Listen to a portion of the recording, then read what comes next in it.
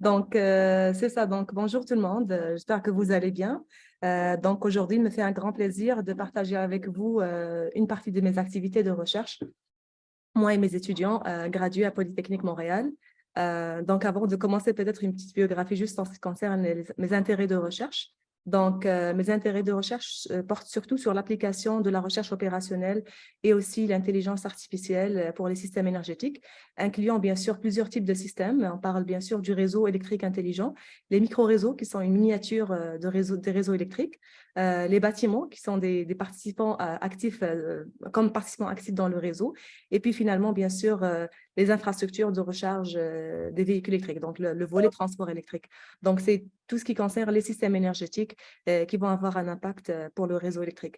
Donc, voilà, donc aujourd'hui, j'aimerais vous parler partager avec vous une partie de mes activités de recherche qui touche surtout le contrôle optimal et l'optimisation à plusieurs niveaux de décision distribués également sur plusieurs types de systèmes d'énergie dans le réseau et surtout en ce qui concerne la gestion de la demande du côté de consommateurs. Donc, je vais commencer tout d'abord par présenter un peu le plan de la présentation d'aujourd'hui. Donc, on va parler un peu du contexte général dans lequel évoluent les systèmes, les réseaux électriques. On va voir aussi les opportunités et aussi les défis du réseau intelligent ou les réseaux électriques de futur, les structures de coordination qui peuvent être proposées pour résoudre les problèmes, différents types de problèmes pour les systèmes énergétiques. Et puis, on va aborder le contrôle optimal et l'optimisation. Alors, je vais différencier un peu ou je vais présenter trois types d'optimisation et de contrôle. D'abord, la partie contrôle optimal, puis la partie optimisation centralisée qui vont se concentrer un peu sur le développement mathématique d'un problème d'optimisation centralisée pour ces systèmes. Après ça, je vais aborder la partie ou la structure hiérarchique, qui est un peu une structure hybride ou une structure entre le centralisé et le distribué. Et puis, je vais terminer, bien sûr, la présentation par vous montrer un peu le contrôle optimal distribué avec une optimisation également distribuée. Donc, c'est un peu ambitieux comme plan, mais l'idée d'aujourd'hui, c'est plus vous donner un peu une idée sur les différentes applications intéressantes par rapport au réseau et aussi voir un peu les différents problèmes qui sont rencontrés généralement dans le processus de décision du réseau. Donc, voilà, donc, comme vous le savez, on a une évolution du système électrique traditionnel vers un système électrique plus intelligent. Bien sûr, la gestion qui était centralisée devient bien sûr une gestion plus décentralisée. On a bien sûr les producteurs qui étaient situés loin des zones de consommation d'énergie. Bien sûr, on va avoir des ressources distribuées qui vont être plus du côté de la demande. Donc, c'est clair qu'on va avoir plus de génération du côté de la distribution également. La distribution qui était unidirectionnelle grâce aux communications, aux technologies de communication et d'information, on va avoir une communication bidirectionnelle pour le réseau électrique intelligent à travers bien sûr aussi les compteurs intelligents et les compteurs qui étaient passifs qui deviennent bien sûr des compteurs actifs. Donc bien sûr, ça nous donne plusieurs opportunités mais également plusieurs défis pour contrôler notre réseau. Et puis bien sûr, ce qui est important de signaler, c'est qu'on va avoir plus d'interactions. Donc, il y aura plus d'interactions entre les différents niveaux de décision dans le réseau électrique et on a besoin, bien sûr, de développer des des modèles d'optimisation qui s'adaptent à ce nouveau contexte. Bien sûr, les opportunités d'un réseau intelligent pour ceux qui ne travaillent pas dans le domaine. Donc, les réseaux intelligents à travers le monde, bien sûr, ils font face à plusieurs défis. Les opportunités qui vont offrir, bien sûr, plusieurs opportunités, en commençant tout d'abord par la réduction des émissions des gaz à effet de serre. Donc, bien sûr, à travers le rajout du renouvelable, soit du côté de transport ou du côté de la distribution, ou même du côté de la production avec une production mixte variée. Bien sûr, il y a également la partie de la résilience et l'efficacité du réseau qu'on est supposé accroître grâce à des technologies de prédiction, à des technologies de reconfiguration du réseau également. Et on a bien sûr, sans parler, bien sûr, et sans oublier la partie réduction des investissements, bien sûr, en essayant de mieux contrôler, de mieux prévoir un peu les différentes variables intermittentes, on peut réduire les investissements et en termes de capacité pour la partie production et aussi pour l'expansion des lignes de transport. Donc, il y a vraiment plusieurs avantages de développer un réseau intelligent, mais juste pour voir, c'est réseau intelligent, intégration de plusieurs outils qui vont nous aider à mieux contrôler notre réseau. Donc, bien sûr, il y a plusieurs fournisseurs de flexibilité. Quand on parle de fournisseurs de flexibilité, qui est connecté au réseau pour nous fournir de la flexibilité au moment où le réseau en a besoin. Et j'évoque un peu la partie de la gestion de la pointe de puissance. Donc, généralement, au réseau, par exemple, le réseau québécois ou à Hydro-Québec, par exemple, le problème majeur qu'on a en période hivernale, c'est la gestion de la pointe de puissance. Bien sûr, là, on ne peut pas construire des barrages juste pour ces périodes de pointe. Donc, il faut chercher des mécanismes qui vont nous aider à aller réduire ou écréter cette puissance pour que le réseau puisse utiliser les ressources locales tout en évitant de chercher de l'énergie qui est généralement polluante des réseaux voisins. Donc, on a bien sûr les bâtiments intelligents à travers une meilleure gestion de la demande. On a les micro-réseaux, donc qui est une version miniature du réseau électrique qui peut être connecté ou déconnecté, donc qui peut se connecter au moment où le réseau en a besoin. Il y a bien sûr le transport électrique à travers le concept de V2G. Donc, on va utiliser la batterie des véhicules également pour décharger de la puissance pour aller aider le réseau durant ces périodes-là. Et bien sûr, vous avez le renouvelable qui est connecté, bien sûr, et tout le volet d'agrégation des charges. Donc, quand on parle d'agrégation, c'est bien sûr, on parle des agrégateurs qui peuvent aider également le réseau, ce qui est un peu le thème d'aujourd'hui, aider le réseau un peu à satisfaire sa demande grâce à agréger un nombre élevé de charges qui peuvent être des charges homogènes ou des charges, bien sûr, hétérogènes. Et un domaine aussi qui m'intéresse beaucoup, c'est aussi les serres agricoles intelligentes. Donc aussi, combiner le contrôle intelligent dans les bâtiments intelligents avec les serres agricoles peut bien sûr, on va faire deux objectifs à la fois, bien sûr la partie réseau et la partie également utilisation locale de l'énergie pour les plantes et pour la végétation. Donc voilà, donc les défis, donc je vais vous citer un peu quelques défis, mais bien sûr il y en a plusieurs. Le premier défi, c'est l'incertitude. Bien sûr, on parle d'une charge d'un consommateur qui est incertain en termes de comportement.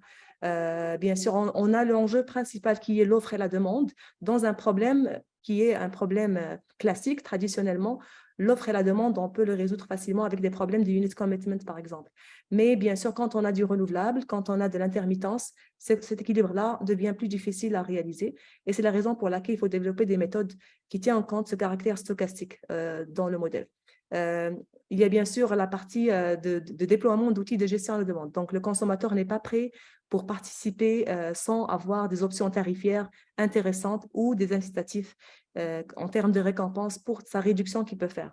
Donc, bien sûr, on va avoir un écosystème connecté et l'agrégateur ici, qui est une entité qui peut être virtuelle ou même une entité qui est virtuelle en termes d'algorithmique ou une entité qui existe, qui est capable de gérer ces ensembles de charges qui sont un peu distribués dans le réseau. Donc, bien sûr, c'est une gestion massive des données qui sont un peu des données distribuées sont distribuées, mais ici, ils ont des corrélations spatio-temporelles dans le modèle. Bien sûr, ici, on va s'intéresser surtout, moi, ce qui m'intéresse, ce volet-là que je vous présente dans ce séminaire, c'est plutôt le rôle des agrégateurs dans le réseau électrique.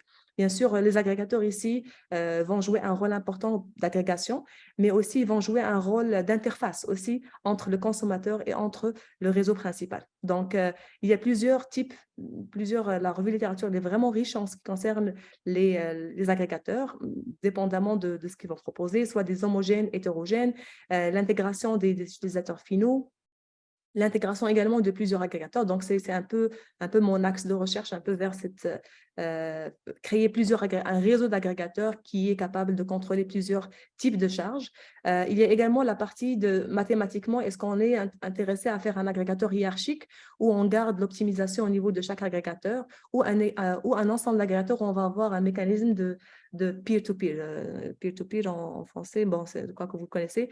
Donc, un échange entre plusieurs agrégateurs dans le contexte des transactions énergétiques aussi. Et bien sûr, sans oublier les marchés locaux qui vont également être un outil additionnel pour réaliser l'équilibre, mais à l'intérieur des agrégateurs.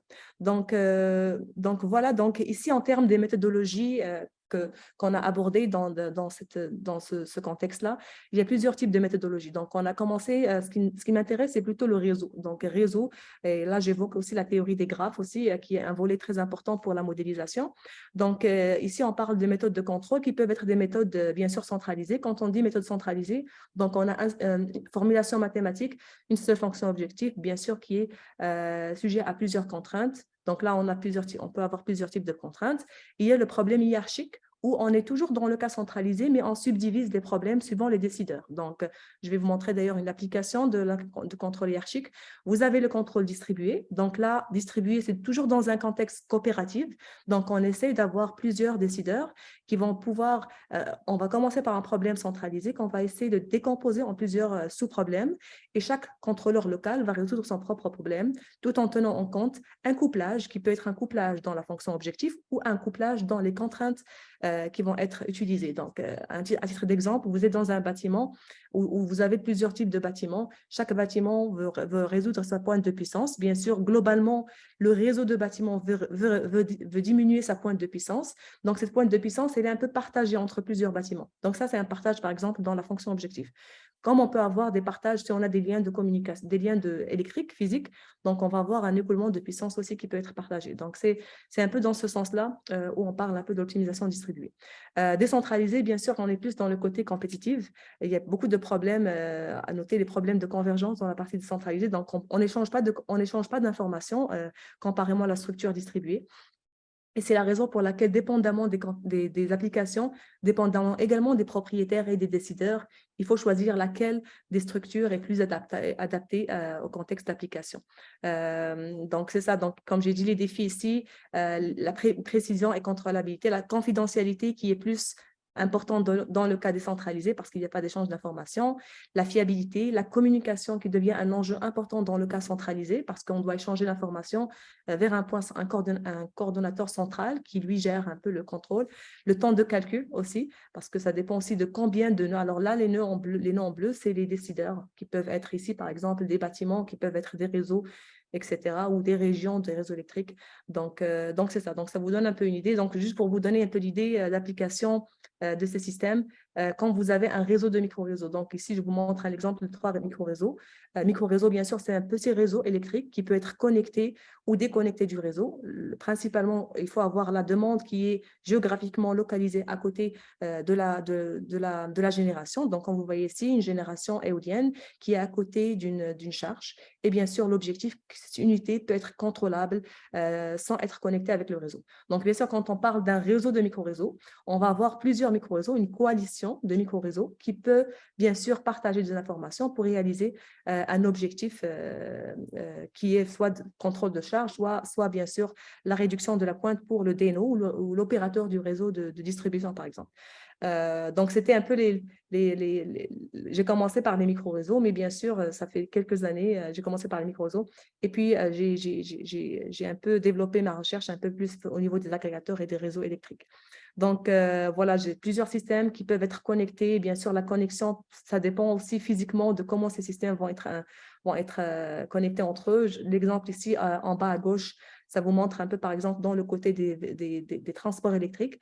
Donc, transport électrique, on développe, par exemple, plusieurs types d'agrégateurs qui sont des agrégateurs géographiques, donc par région. On travaille, par exemple, sur l'île de Montréal. Donc, par région, on a plusieurs secteurs où on va avoir des stations de recharge publiques.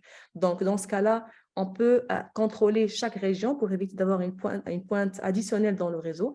Et bien sûr, ces agrégateurs régionaux peuvent être connectés à un agrégateur qui est global, qui, lui, va transférer l'information vers le niveau plus haut, qui est le niveau du réseau. Donc, vraiment, il y a plusieurs types de structures, dépendamment de qui fait quoi et qui sont les décisions qui doivent être prises en temps réel.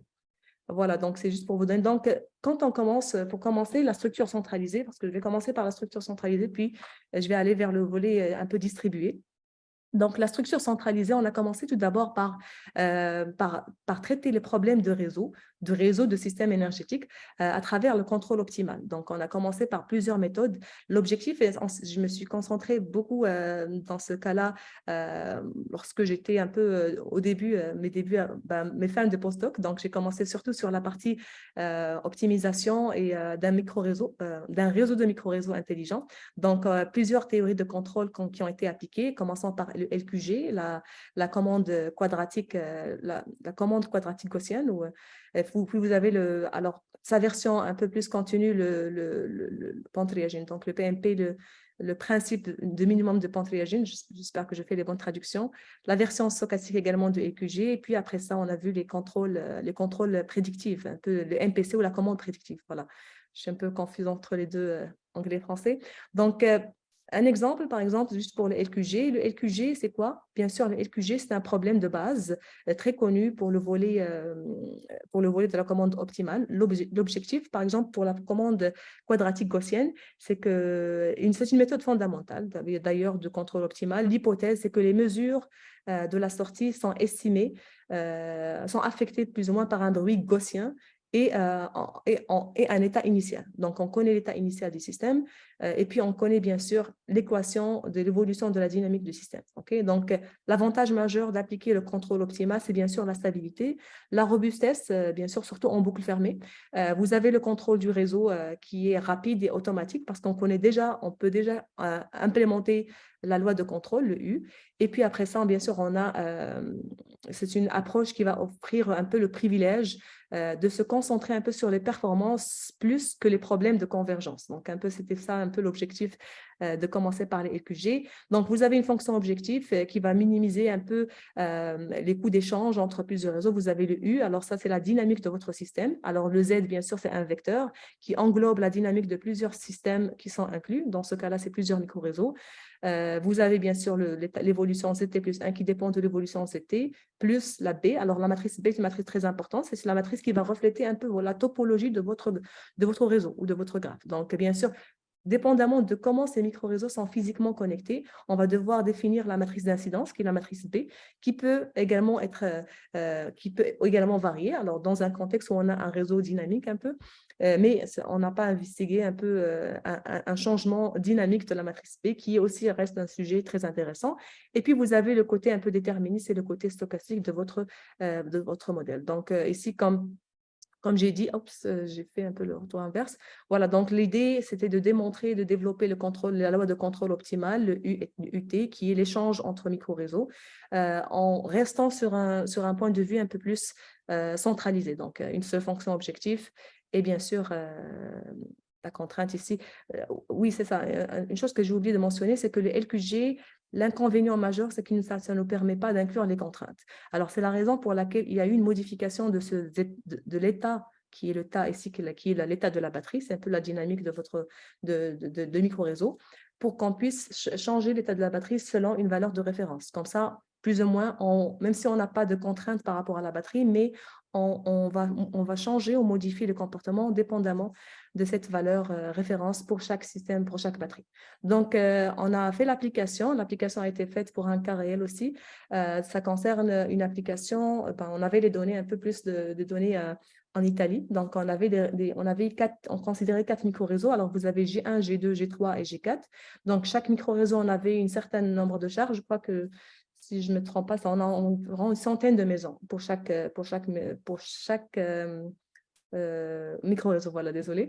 Et puis, l'idée, c'était d'avoir à gérer pour une journée donnée l'échange de charges entre plusieurs maisons pour 3 périodes de temps. Donc, on a 8 heures, les pointes qu'on a, c'est 8h30, 11h30, et puis la dernière pointe, c'est vers 8h30, 8h30 le soir. Donc, on veut voir un peu le comportement du système vers ces 3 pointes de puissance. Et comme vous pouvez voir ici, ça vous montre un peu la dynamique. Ça vous montre aussi le E1 de T qui est la balance dans chaque micro-réseau, dépendamment de la génération renouvelable et de la génération et de la consommation. Et ça vous donne bien sûr le fait, c'est le U, c'est de l'échange. Donc, comment on peut échanger entre plusieurs micro-réseaux ensemble. Donc, voilà. Donc, ici, voilà, c'est bon. Bien sûr, on a fait beaucoup de structures ou d'architectures centralisées pour plusieurs types de systèmes énergétiques qui peuvent également être des systèmes hybrides. Bien sûr, on a observé bien sûr il y a plusieurs avantages pour la partie optimisation centralisée, surtout en ce qui concerne la convergence. On a la visibilité en un seul point, mais par contre, il y a beaucoup d'inconvénients pour la structure centralisée. Le premier inconvénient, c'est la vulnérabilité aux pannes. Donc, là, on a une seule fonction objectif qui reçoit les informations de différents nœuds et qui va créer un problème d'optimisation centrale. Mais bien sûr, quand on a un problème de communication, bien sûr, on n'est pas capable de résoudre ce problème-là lorsqu'on parle d'une implémentation, surtout en temps réel. Donc, c'est le premier inconvénient de la structure un peu centralisée. Deuxième, on a le réseau de communication qui est complexe. Bien sûr, il faut tout envoyer au coordonnateur central. Et bien sûr, en tenant compte plusieurs réseaux, plusieurs nœuds ou plusieurs systèmes, on va avoir la taille de notre réseau va être vraiment très, très grande. Donc, c'est aussi un deuxième inconvénient. C'est ce qui est en relation avec la gestion des données volumineuses également, on a ce point, et les problèmes de confidentialité. Bien sûr, ici, si on prend l'exemple, on a 4 micro-réseaux, chacun doit envoyer ce qu'il va générer, ce qu'il va produire, sa demande. Donc, ça donne une idée sur le comportement à l'intérieur de chaque maison et dans l'agrégation, bien sûr. Et aussi, un point très important, c'est qu'on ne tient pas en compte le réseau dynamique. Parce que là, dans un contexte de marché qui va évoluer, on est capable de créer des réseaux dynamiques, des réseaux qui vont changer avec le temps. Donc, la fameuse matrice B, qui peut être une matrice qui dépend du temps. Et dans ce contexte-là, il y aura une évolution du réseau dans le temps. Donc, des nouveaux nœuds qui peuvent être rajoutés et des nouveaux nœuds ou des participants anciens qui ne veulent plus participer. Donc, bien sûr, à chaque fois, il faut recréer notre problème d'optimisation en changeant la matrice B. Donc, c'est aussi un intérêt un peu plus axé vers la théorie des graphes. Donc, c'est ça. Donc, on s'est intéressé comme en deuxième lieu pour aller résoudre un peu ce problème, surtout de communication et le problème de traitement d'un plus grand nombre de décideurs. On a traité les problèmes, ce qu'on appelle les problèmes structure hiérarchique multiniveau avec mon étudiante Céline. Donc, c'était un problème où on voulait proposer une architecture un peu, d'un point de vue, comme vous savez, le développement du réseau électrique s'accompagne également par l'intégration de nouveaux acteurs. Donc, ici, j'ai cité l'objectif ou le rôle des agrégateurs.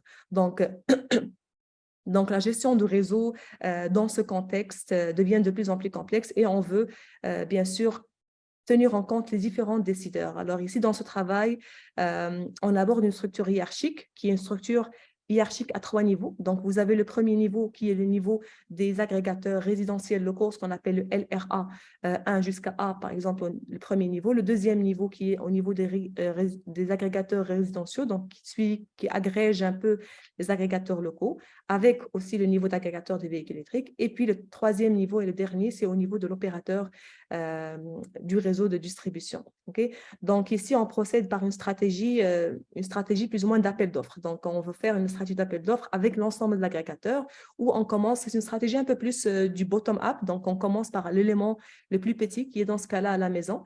On veut d'abord étudier statistiquement le comportement de plusieurs types de maisons. Donc, à ce niveau-là, donc ici, par exemple, au niveau de l'agrégateur local, donc il a pour objectif de coordonner les appareils électroménagers dans plusieurs maisons, tenant compte les appareils, bien sûr, qui sont contrôlables, tout en évitant les dépassements de puissance. Donc, son objectif, c'est de transférer les différentes offres à l'agrégateur du niveau supérieur. Donc, chacun, bien sûr, va transférer des offres au niveau de l'agrégateur du niveau supérieur. Celui de niveau supérieur va, bien sûr, établir un choix. C'est le deuxième niveau. Donc, il a la responsabilité de choisir la combinaison des offres qui va minimiser un peu ces récompenses qu'il doit, bien sûr, payer pour chaque offre, pour les différents agrégateurs locaux. Donc, bien sûr, au même niveau, on a l'agrégateur des véhicules électriques qui, lui, va être un agrégateur plus ou moins homogène parce qu'il génère ou il contrôle le même type de charge.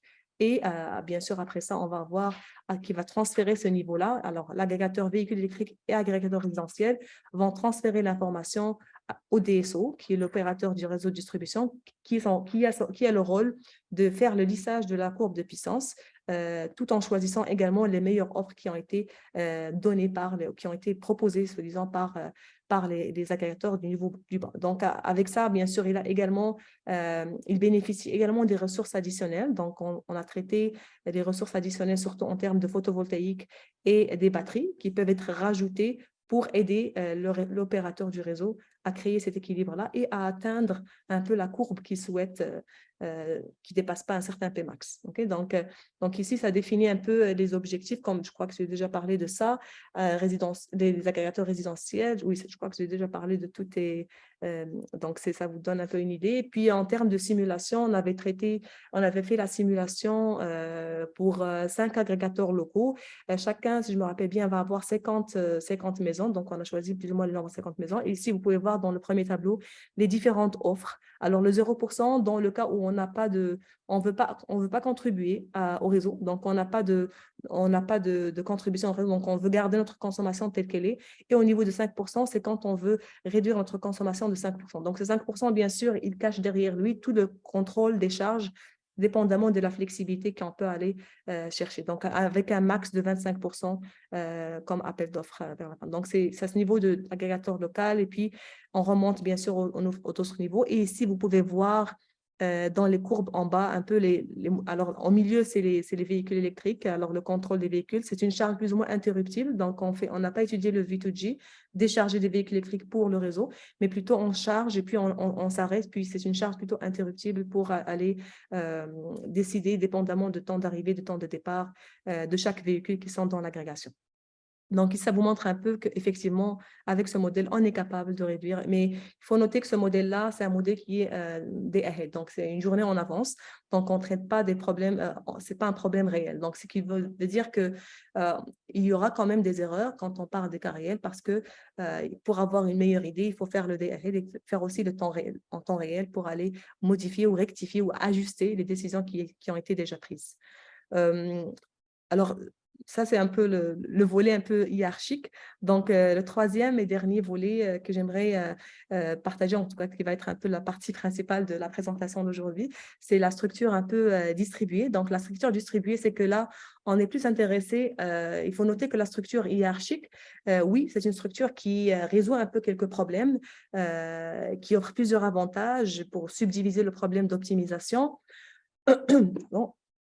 Mais ça reste que c'est un problème de contrôle ou d'optimisation centralisée. Donc, l'objectif avec une structure de contrôle distribuée est de pouvoir décomposer, alors commencer par un problème centralisé, décomposer le problème d'optimisation centralisé en plusieurs sous-problèmes et résoudre chaque problème au niveau local. Donc, ce qu'on va créer avec le processus de décomposition, c'est ce qu'on appelle les variables qui sont couplées. Alors, des variables couplées qui sont des variables qui dépendent de plusieurs systèmes. Donc, ici, peu importe le problème ou qu'on va traiter, donc l'objectif, c'est de diviser les variables, les contraintes, les fonctions objectifs du problème central en deux types de variables. Donc, vous allez avoir les variables locales et les contraintes locales qui sont des contraintes associées localement au nœud, au décideur. Vous allez également avoir des termes de la fonction objectif qui peuvent être également résolus au niveau d'un seul décideur.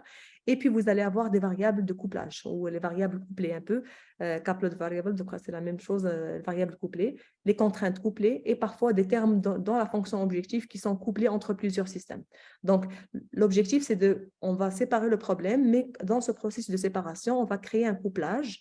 Donc, avec les problèmes de Lagrangien, ce couplage-là, il va nous permettre un peu de créer un problème plus ou moins itératif qui va nous permettre de résoudre le problème d'une façon parallèle pour tous les processeurs locaux, pour tous les agents locaux, pour assurer la réalisation de l'objectif final. Okay? Donc ici, bien sûr, quand je dis agent ou multi-agent, ça peut être des réseaux, l'opérateur du réseau de transport, de distribution, les agrégateurs, les utilisateurs, bien sûr, finaux, ou les consommateurs, et aussi les maisons, les bâtiments, etc. Donc, ce que je vais présenter après, c'est plus, ça va concerner un peu les bâtiments, et puis soit dans le cas d'un seul bâtiment, soit dans le cas de plusieurs bâtiments. Donc ici, je ne sais pas pourquoi ça m'emmène un peu, désolée, oui, c'est ça. Voilà. Donc, dans le premier volet qu'on a abordé pour la structure distribuée, c'est le contrôle optimal. Donc, le contrôle optimal, dans ce cas-là, notre objectif était de développer une approche qui se base sur la théorie team theory, la théorie des groupes, avec des multi-agents où on va aller proposer un réseau. Et puis, ce réseau-là, bien sûr, avec le problème de décomposition duale, on va créer un protocole d'échange entre plusieurs agents pour qu'ils puissent réaliser un objectif commun. Donc ici, je vais vous montrer, donc ici, graphiquement, vous allez avoir plusieurs systèmes.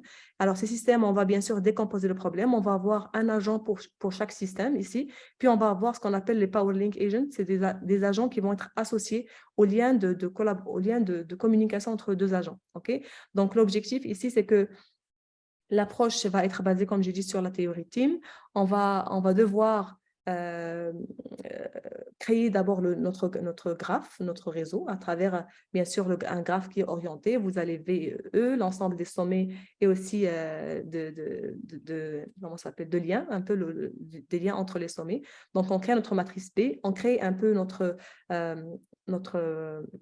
comment ça s'appelle, notre dynamique dans chaque système. Et après ça, bien sûr, on va présenter les différents modèles. Donc, on a le modèle d'agent de micro-réseau qui est le SMG, pour chaque agent, on va avoir un ensemble PM, un ensemble SM, dépendamment des liens qui sont incidents et des liens l'achat et la vente un peu. Donc, la dynamique ici, XMK plus 1, qui va dépendre un peu de ce WM, qui est un peu la variable en question en termes d'échange, qui est la variable couplée dans le PLA, qu'on va essayer de négocier sa valeur pour aller dire, voilà, j'accepte un peu ta proposition pour que je puisse échanger avec le réseau adjacent, soit en termes de vente ou en termes d'achat. Donc ici, l'accord entre deux systèmes, donc je l'appelle SMG adjacent, est un processus de négociation qui va concerner surtout l'élément WMN. Donc ici, WMN, c'est l'élément qui apparaît dans M avec N, et WN, c'est l'inverse qui apparaît dans N dans M. Et donc l'objectif qu'on ait, c'est une égalité entre ces deux éléments pour s'assurer qu'on a une négociation bien sûr réussite, qu'on est prêt à faire réaliser la transaction. Alors ça, c'est le modèle de l'agent. Même chose, le modèle d'agent pour le lien, qui est un peu le lien où il y a le couplage. Donc, bien sûr, on va proposer un coût et avec ça, bien sûr, on va itérer jusqu'à ce qu'on se met d'accord sur le coût qu'on va proposer. Et bien sûr, ici, avec la décomposition duale, on propose bien sûr le problème d'optimisation qu'on va tenter de résoudre. Donc, sans tarder un peu dans les détails un peu mathématiques, l'article, je crois oui, l'article est déjà publié. Donc, pour les intéressés, je peux transférer également l'article. Et on a fait, bien sûr, en termes de simulation, on a étudié plusieurs structures un peu de réseau, surtout les structures lattices et les structures un peu plus linéaires pour voir un peu leur impact sur le réseau. Bien sûr, ici, ça paraît que la structure linéaire, elle est plus simple, mais c'est l'inverse. La structure, plus on augmente le nombre de micro-réseaux ou de systèmes qui sont connectés vers une structure linéaire, plus le temps de calcul devient beaucoup plus important. Donc, et ça, on a pu l'expliquer parce qu'il y a moins de choix. Admettons qu'on a le micro-réseau 12 qui n'a pas d'énergie, donc il faut vraiment et le 11 n'a pas d'énergie, donc il faut vraiment qu'il ait le transfert à travers les micro-réseaux. Donc, ça prend plus de temps pour aller chercher de l'énergie dans cette chaîne parce qu'elle est linéaire, donc il n'y a pas plus de choix. Donc, c'est ce qui est un peu différent dans la structure un peu matricielle où on a plusieurs possibilités d'aller chercher de l'énergie dans les systèmes adjacents. Donc, deuxième un peu volet, c'est ce qu'on s'est intéressé. Donc, ça concerne un peu le premier volet, c'est le contrôle optimal. Donc, on est dans le cadre du contrôle optimal. Bien sûr, même chose avec le LQG que j'ai présenté. Il y a plusieurs inconvénients par rapport aux contraintes. Donc, on a basculé un peu vers l'optimisation distribuée pour aller modéliser d'une manière plus pratique un peu les contraintes du système et les différentes interactions qui existent entre les systèmes. Donc, là, on s'est intéressé à l'optimisation distribuée avec les méthodes ADMM, les méthodes j'ai le nom en français quelque part, donc je reviendrai sur le nom en français, le ADMM. Donc, c'est une méthode de décomposition qui est un peu meilleure de la décomposition duale parce qu'elle permet un peu une convergence assez évoluée, très, très rapide par rapport. Par contre, c'est une approche qui est plus adaptée pour les problèmes convexes. Donc, aussi dans ce contexte-là, on essaie un peu de voir mathématiquement comment aborder les problèmes qui sont parfois non convexes dans ce contexte. Donc, ici, dans le cadre des bâtiments, on s'intéresse surtout à l'application de l'optimisation distribuée pour le cadre d'un bâtiment et aussi d'un réseau de bâtiments. Donc, dans un objectif de réduire ou même d'écrêter la charge du bâtiment lors des périodes de pointe. Donc, on s'intéresse au problème des bâtiments commerciaux et des bâtiments résidentiels, donc commerciaux ou institutionnels parce qu'ils payent pour la puissance et ils payent également donc ils payent pour les kilowatts et pour les kilowattheures. Donc, c'est un intérêt particulier pour la puissance et l'énergie, mais l'énergie, ça coûte pas cher au Québec. Et puis, un intérêt aussi particulier pour le contrôle multizone. Donc, ce que j'ai présenté jusqu'à date, on n'entrait pas vraiment dans le contrôle multizone dans les zones le contrôle du chauffage, qui est un élément très, très important. Donc ici, l'objectif, c'est qu'on puisse aller modéliser d'une façon d'une façon exacte un peu les variations de la température dans les zones. Donc, il y a un volet très, très important pour la réduction parce que, comme vous le savez bien, la consommation en chauffage et climatisation, c'est plus que 50% de la charge totale d'un bâtiment. Donc, si on arrive à mieux contrôler les systèmes HVAC, les systèmes de ventilation, de chauffage et de ventilation, on est capable également de réduire significativement la puissance d'un bâtiment. Donc ici, bien sûr, il faut tenir en compte que le confort, tout en s'assurant que le confort est bien réalisé pour différents utilisateurs dans plusieurs zones. Donc ici, le problème, c'est qu'on traite dans ce modèle-là, avant d'aborder le volet distribué, c'est qu'on veut commencer par présenter ou par modéliser ce qu'on appelle la zone thermique. Donc bien sûr, dans la littérature, il y a plusieurs approches. Donc les approches qui se basent dans les modèles d'optimisation, les approches qu'on appelle les approches black box. Donc black box, donc on considère la zone comme une boîte noire. Donc, on a déjà des données en ce qui concerne les actions et aussi des modifications. Donc, tenant compte des approches statistiques ou se basant sur l'intelligence artificielle, on est capable de voir l'évolution de la température. Vous avez les approches gray box, boîte grise, qui sont un peu des approches hybrides entre les approches boîte noire et les approches physiques. Et finalement, vous avez les approches physiques qui sont les approches plus qui tiennent en compte les phénomènes physiques d'échange de température, donc la conduction, la convection et le rayonnement. Donc, bien sûr, on veut voir, on veut choisir d'abord lequel de ces modèles. Et ce qui est important, c'est d'intégrer ces modèles dans l'optimisation distribuée pour plusieurs zones. Donc ici, il y a toujours un compromis à faire entre la performance et la complexité. Bien sûr, qui dit modèle physique, donc c'est une simulation physique qui tient en compte une discrétisation de l'espace, etc., surtout pour les phénomènes de la convection. Donc, on n'est pas vraiment là. Je crois que les collègues au département de génie mécanique sont plus experts dans ce domaine-là. Donc, on s'intéresse plutôt aux deux approches, les approches black box et les approches gray box. Et aussi, pourquoi? Parce qu'elles sont plus rapides et ils sont plus prêtes pour être généralisées pour d'autres bâtiments. Parce que les approches white box, c'est comme à chaque fois qu'on change le bâtiment, il faut recommencer à simuler, à traiter les phénomènes thermiques qui existent dans le bâtiment, ce qui prend beaucoup de temps pour l'optimisation et pour, bien sûr, la gestion de la pointe. Donc ici pour ce qui est juste pour avoir une idée un peu de base sur le contrôle, bien sûr, dans une zone, on a l'évolution de la température qui est en fonction du gain en termes de chaleur et aussi les pertes. Donc aussi, on a la zone thermique ici on peut avoir un bâtiment avec plusieurs zones certainement. Et l'objectif ici, c'est de voir la dynamique dans chaque zone et voir un peu leur impact sur l'évolution du bâtiment d'un point de vue plus mathématique aussi. Donc, la première approche qu'on a proposée, c'est on s'est focalisé sur un seul bâtiment. Donc, on a un seul bâtiment. Bien sûr, on va utiliser, pour ce bâtiment-là, on va utiliser, comme je dis, des approches qui sont plus basées sur des multizones, mais avec une approche plus boîte noire, donc black box, je suis un peu confus en anglais et français, on a des approches boîte noire. Donc, ici, la dynamique de chaque zone est modélisé par ce qu'on appelle en français des modèles d'espace d'état récurrent, RSSM, qui est un modèle boîte noire d'apprentissage des données. Donc, avec ces modèles-là, on va prévoir un peu la consommation électrique de chaque zone sous les incertitudes apportées par de nombreuses perturbations. Donc, perturbations, bien sûr, météo, les variations de la température de consigne, etc. Donc, on va créer, bien sûr, un modèle, pas uniquement pour une zone, mais bien sûr pour plusieurs zones, pour thermiques.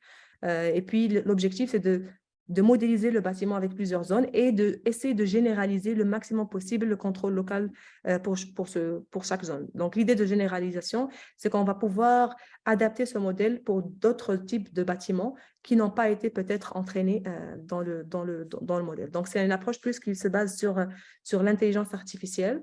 C'est une approche qui se base sur les prédictions multi-step. Donc, multi-step, c'est intéressant parce qu'à chaque fois qu'on évolue d'un pas de temps, on donne toujours la possibilité d'inclure le nouveau comportement des occupants. Donc, si jamais il y a une modification, etc. Donc, voilà l'objectif. Ici, comme j'ai dit, on minimise les variations de la température avec un problème d'optimisation centralisée. Et avec ça, bien sûr, tout en respectant de ne pas dépasser une puissance maximale qui va être fournie par le bâtiment. Voilà, donc, cette puissance maximale, on l'a fait qui était fixe, mais on peut également prendre une puissance qui peut être dynamique avec le temps. c'est ça, désolé, j'ai juste, voilà. Voilà, donc bien sûr, il faut transformer ce modèle, n'est pas adapté directement pour quand on l'applique. On va faire des transformations dans le modèle, transformer les contraintes d'inégalité, découplage des dynamiques également, et aussi le transférer les dynamiques à la fonction objective pour avoir une nouvelle fonction objective qu'on va pouvoir utiliser pour la processus de décomposition.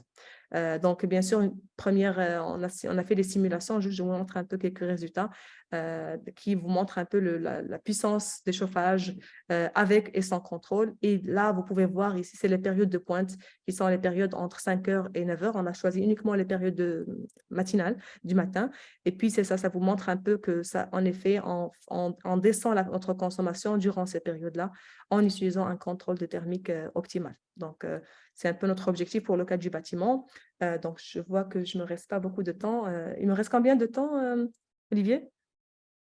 En fait, on peut se garder peut-être un petit, 5-10 minutes de OK, discussion. OK, c'est Donc bon, il si me on veut reste, finir à 3h30. parfait, je crois qu'il me faut 5-10 minutes max, je suis bien dans le temps. C'est parfait, merci. Donc, la dernière approche, c'est un peu l'approche où on va considérer plusieurs types de bâtiments. Donc là, bien sûr, c'est toujours intéressant d'avoir un bâtiment, mais au niveau du réseau, un bâtiment ne contribue pas significativement. Donc, l'objectif, c'est de voir plusieurs bâtiments, quel est leur effet sur le réseau. Donc, l'exercice, on l'a fait pour des bâtiments un peu de différentes sortes. Et puis, on a fait également l'exercice aussi pour les serres agricoles. Donc, même approche serre agricole. Mais bien sûr, les serres agricoles, c'est un autre complexe, un environnement beaucoup plus complexe parce que la dynamique, elle est beaucoup plus rapide parce qu'on a plus du vitre plutôt que d'isolation dans le mur. Mais c'est ça, les deux travaux ont été publiés avec mon étudiant Ersan. Donc, ici, pour ce modèle-là, pour ce dernier modèle que j'aimerais vous présenter, on commence tout d'abord par le bâtiment, l'unité principale. On utilise maintenant les modèles boîte grise, alors ce qu'on appelle les grey box. Alors, ces modèles-là vont essayer de créer un modèle électrique du modèle thermique, de l'évolution thermique un peu du bâtiment à travers, bien sûr, des résistances, des capacitances, à travers des sources. Alors, vous pouvez voir un peu l'exemple. On l'a fait, bien sûr, pour un modèle, un bâtiment plus complexe avec plusieurs étages.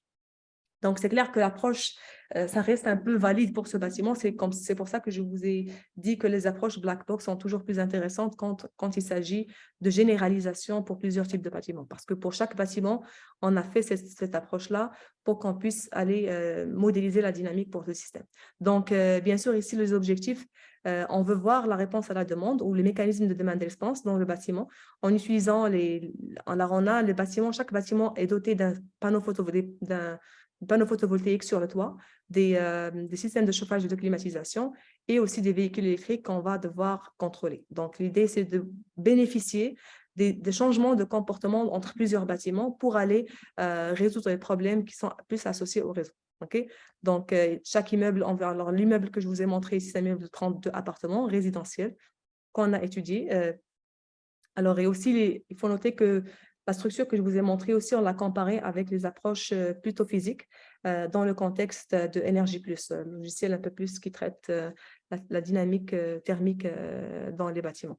Donc ici, ce qu'on cherche à investiguer ici, deux structures. Donc, on cherche à investiguer la structure où on va avoir un contrôle, une structure hiérarchique. Donc, hiérarchique, ça veut dire quoi? Ça veut dire qu'on est toujours dans le contexte distribué, mais on a toujours besoin d'un agrégateur comme interface avec le réseau électrique. Donc, bien sûr, ça fait en sorte que l'agrégateur, c'est lui qui agrège plus ou moins le Pmax, la puissance maximale qu'on peut atteindre, qui est lui qui peut aller chercher les récompenses auprès du réseau. Okay? Donc, il fait un peu la distribution des récompenses. Et puis, il y a la structure un peu qu'on est en train d'investiguer présentement, c'est la structure peer-to-peer. Donc, on élimine carrément l'agrégateur, on garde uniquement le réseau. Et bien sûr, dans ce cas-là, chaque système, on peut aller communiquer directement avec nos voisins pour aller faire un échange d'énergie, pour aller faire des transactions énergétiques, etc. Et je crois que c'est un peu plus dans le contexte où on veut garder notre information locale sans échange avec le réseau. Donc, bien sûr, ici, l'agrégateur, il y a toujours un volet, une partie échange qu'il faut tenir en compte. Il y a un lien de communication et ça fait en sorte qu'on peut donner des informations plus ou moins confidentielles. Donc, le problème, bien sûr, ça commence par modéliser le problème centralisé. Donc, ici, on va avoir un problème où on veut satisfaire le confort thermique, mais aussi satisfaire les besoins du réseau. Des contraintes, bien sûr, on a des contraintes locales, des contraintes réseau et des contraintes qui sont en relation avec les liens de communication. Donc, bien sûr, qui dit, on va avoir plus ou moins trois décompositions à faire. Dans le processus de décomposition, alors bien sûr, on a ce qu'on appelle l'opérateur du réseau ou l'agrégateur qui, lui, est plus responsable de satisfaire un peu sa puissance. On a bien sûr le bâtiment ici. Alors, le bâtiment, ça, c'est le confort en relation avec le confort thermique. Je n'ai pas inclus trop de détails mathématiques, mais je peux partager avec vous l'article en question. Et puis ici, vous avez les liens. Alors, les liens de communication, comment comment on traite plus la structure hiérarchique. Donc, je reviens juste sur le... Voilà. Donc, on a le lien entre la maison, ce lien-là, qui est le lien entre les différents participants et l'agrégateur. Puis, on a le lien entre l'agrégateur lui-même et le réseau. Donc, on va avoir deux types de liens. C'est ce qu'on a montré ici. Okay?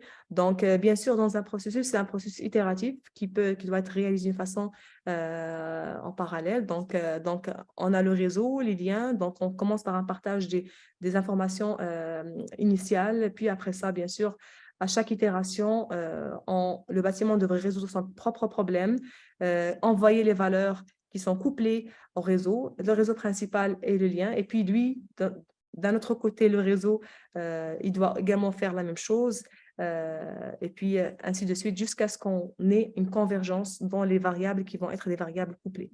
Okay? Donc, à chaque fois, on met à jour nos valeurs couplées jusqu'à ce qu'on ait, bien sûr, une convergence et puis dans toutes les variables qui vont être partagées entre plusieurs décideurs.